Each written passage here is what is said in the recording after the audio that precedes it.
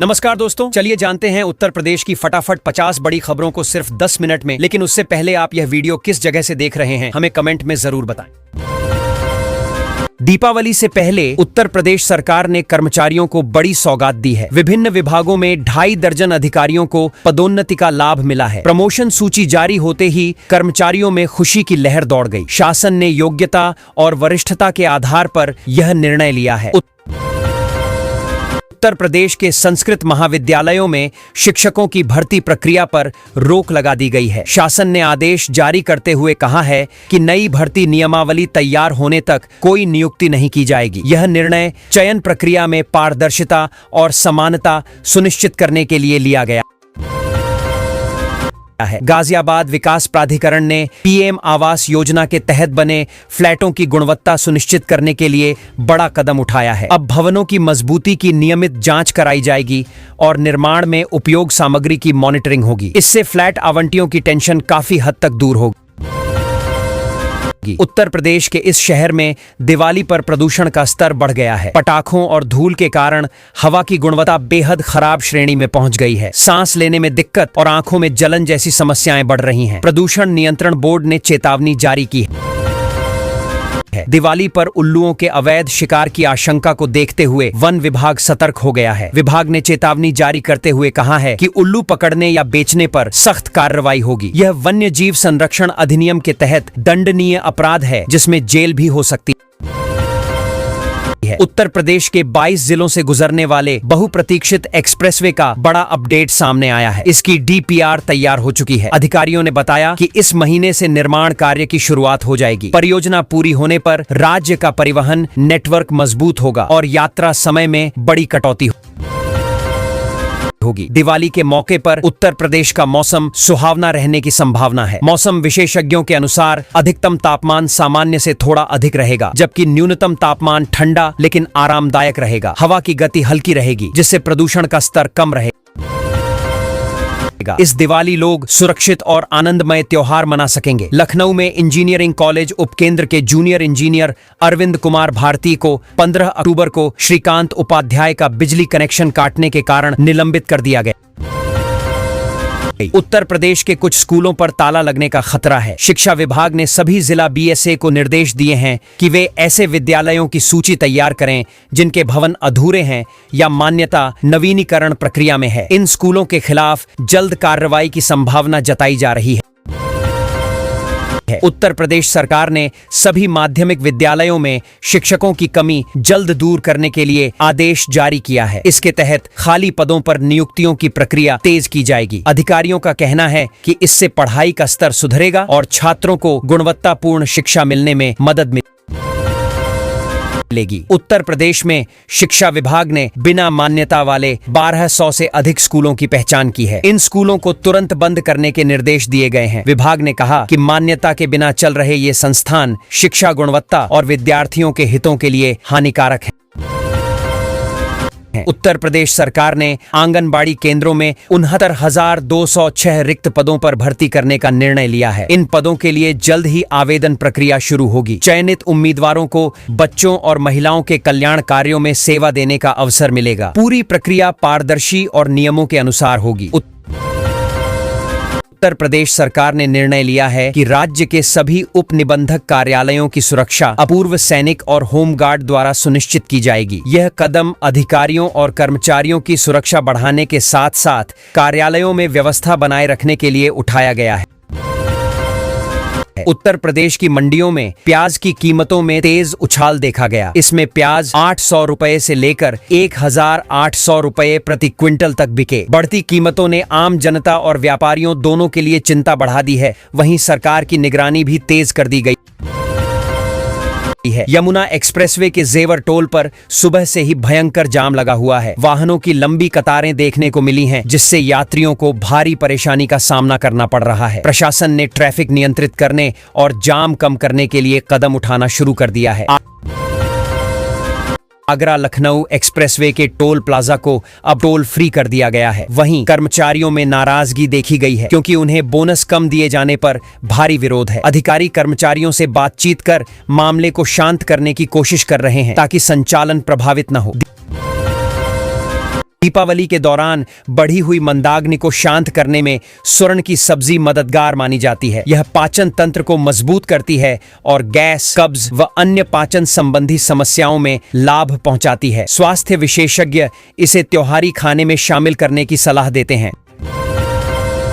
Gorakhpur railway station पर आज से प्लेटफॉर्म टिकट की बुकिंग बंद कर दी जाएगी। अधिकारियों के अनुसार यह कदम भीड़ और सुरक्षा संबंधी समस्याओं को कम करने के लिए उठाया गया है। यात्रियों को अब सीधे प्लेटफॉर्म पर प्रवेश मिलेगा, जबकि सुरक्षा इंतजाम और निगरानी और सख्त कर दी गई है।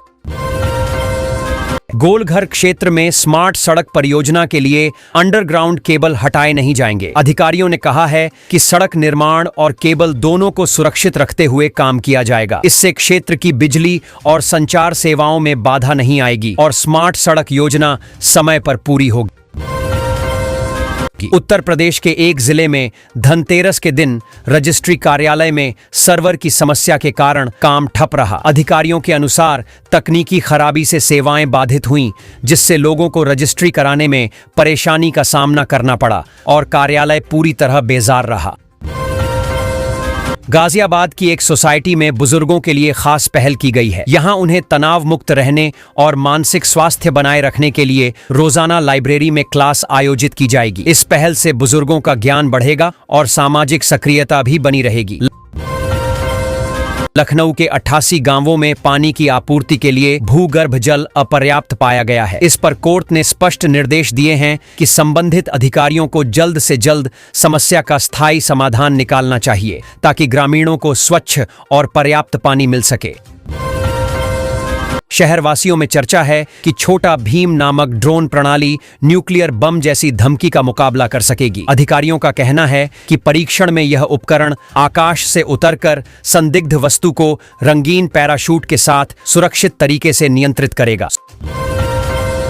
सुरक्षा और वैज्ञानिक समीक्षा पर जोर दिया है। रेलवे ने यात्रियों के लिए बड़ा तोहफा दिया है। त्योहारी सीजन में चलने के लिए विशेष ट्रेनें संचालित की जाएंगी। इनमें से 44 ट्रेनें विशेष रूप से निर्धारित मार्गों से चलेंगी, जबकि कुल 100 ट्रेनें आगरा से गुजरेंगी। इससे यात्रियों को सफर में सुविधा और भीड़ कम करने में मदद मिलेगी। बिजली उपभोक्ताओं के लिए महत्वपूर्ण खबर है। 1 नवंबर से नई व्यवस्था लागू होने जा रही है, जिसके तहत बिजली वितरण और बिलिंग में सुधार होगा। इससे उपभोक्ताओं को कई फायदे मिलेंगे, जैसे आसान भुगतान, सही बिलिंग और बेहतर ग्राहक सेवा। आगरा में कमला नगर क्षेत्र की हवा सबसे ज्यादा प्रदूषित पाई गई है। वायु गुणवत्ता सूचकांक 320 के पार पहुंच गया है, जिससे सांस और अस्थमा रोगियों को परेशानी हो रही है। प्रदूषण नियंत्रण बोर्ड ने लोगों को सुबह शाम बाहर निकलने से बचने की सलाह दी है। उत्तर प्रदेश में बिजली उपभोक्ताओं ने एसीएस ऊर्जा को झापन सौंपकर बिजली कनेक्शन की बढ़ती दरों का विरोध किया। उन्होंने कहा कि उच्च शुल्क से आम जनता और छोटे व्यवसायों पर वित्तीय दबाव बढ़ेगा। अधिकारियों ने आश्वासन दिया कि उपभोक्ताओं की समस्याओं पर विचार कर उचित निर्णय लिया जाएगा। कानपुर के मेस्टन रोड स्थित एक गोदाम में पुलिस ने छापेमारी कर 30 क्विंटल अवैध पटाखे बरामद किए। दीपावली से पहले इतनी बड़ी मात्रा में पटाखों के भंडारण से हड़कंप मच गया। अधिकारियों ने कहा कि बिना लाइसेंस पटाखे रखने वालों पर सख्त कार्रवाई की जाएगी। दिवाली पर दिल्ली से लखनऊ और प्रयागराज जाने वालों की मुश्किलें बढ़ गई हैं। सभी ट्रेनें फुल हैं और बसों में भी सीटें नहीं मिल रही। प्राइवेट बस ऑपरेटरों ने किराए में भारी बढ़ोतरी कर दी है। यात्रियों को सफर के लिए वैकल्पिक इंतजाम करने पड़ रहे हैं। अयोध्या दीपोत्सव में इस बार दिए की लौ से सिर्फ सरयू किनारा ही नहीं, बल्कि ग्रामीण अर्थव्यवस्था भी जगमगाएगी। सरकार की पहल से ग्रामीण कारीगरों और स्वयं सहायता समूहों को दिए बनाने के बड़े ऑर्डर मिले हैं। इससे हजारों परिवारों को रोजगार और आमदनी का नया स्रोत मिला है। फेसबुक पर क्विज में गिफ्ट जीतने के चक्कर में एक व्यक्ति साइबर ठगी का शिकार हो गया। ठगों ने उसे लिंक पर क्लिक कर ओटीपी साझा करने को कहा, जिसके बाद खाते से 13,73,000 रुपए उड़ गए। पुलिस ने मामला दर्ज कर साइबर अपराधियों की तलाश शुरू कर दी है। गोरखपुर चिड़ियाघर में एक बाघिन ने अपने शावक को जन्म के बाद ठुकरा दिया। मां से दूर रहने के कारण शावक तनाव में है और खुद को घायल कर रहा है। चिड़ियाघर प्रशासन ने उसकी देखभाल के लिए विशेष टीम तैनात की है और उसे चिकित्सकीय निगरानी में रखा गया है। उत्तर प्रदेश के इस जिले में बिजली निगम अब हर घर तक रोशनी पहुंचाने की तैयारी में है। जिन गांवों या घरों में अब तक बिजली के पोल या तार नहीं लगे हैं, वहां निगम खुद पोल लगाएगा और तार खींचेगा ताकि हर परिवार को बिजली कनेक्शन मिल सके। दिवाली पर बाजारों में जबरदस्त रौनक है। ग्राहक बेहतर और किफायती सामान की तलाश में ऑनलाइन प्लेटफॉर्म का रुख कर रहे हैं। ई कॉमर्स कंपनियां आकर्षक ऑफर और भारी छूट दे रही हैं। इलेक्ट्रॉनिक्स से लेकर कपड़ों तक हर श्रेणी में ऑफरों की भरमार से खरीदारी तेज हो गई है। धनतेरस पर यूपी के रजिस्ट्री दफ्तरों में खरीदारी का माहौल दिखेगा। लोग शुभ मुहूर्त में संपत्ति की रजिस्ट्री कराने को एडवांस में स्लॉट बुक करा रहे हैं। विभाग ने भीड़ को देखते हुए अतिरिक्त काउंटर और स्टाफ की व्यवस्था की है ताकि लोगों को सुविधा मिल सके। गोरखपुर में नगर निगम के नायब तहसीलदार ने कार्रवाई के दौरान अनोखा अंदाज दिखाया। अवैध पार्किंग हटवाने के लिए वह खुद गाड़ी की बोनट पर बैठ गए। अभियान में 77 वाहन मालिकों से जुर्माना वसूला गया। निगम ने शहर में ट्रैफिक व्यवस्था सुधारने के लिए अभियान तेज किया है। दिवाली से पहले आज पुष्य नक्षत्र का शुभ संयोग बना है। ज्योतिषाचार्यों के अनुसार यह दिन सोना, गाड़ियां और संपत्ति खरीदने के लिए अत्यंत शुभ माना गया है। लोग सुबह से ही बाजारों में खरीदारी के लिए उमड़ रहे हैं। व्यापारी वर्ग में भी खास उत्साह देखा जा रहा है। त्योहार को देखते हुए शहर की सड़कों और छठ घाटों को 1,20,000 LED लड़ियों से सजाया जाएगा। प्रशासन ने सभी कार्य समय पर पूरे करने के निर्देश दिए हैं। सजावट और सफाई का कार्य तेजी से चल रहा है ताकि दीपावली और छठ पर शहर जगमगाता नजर आए।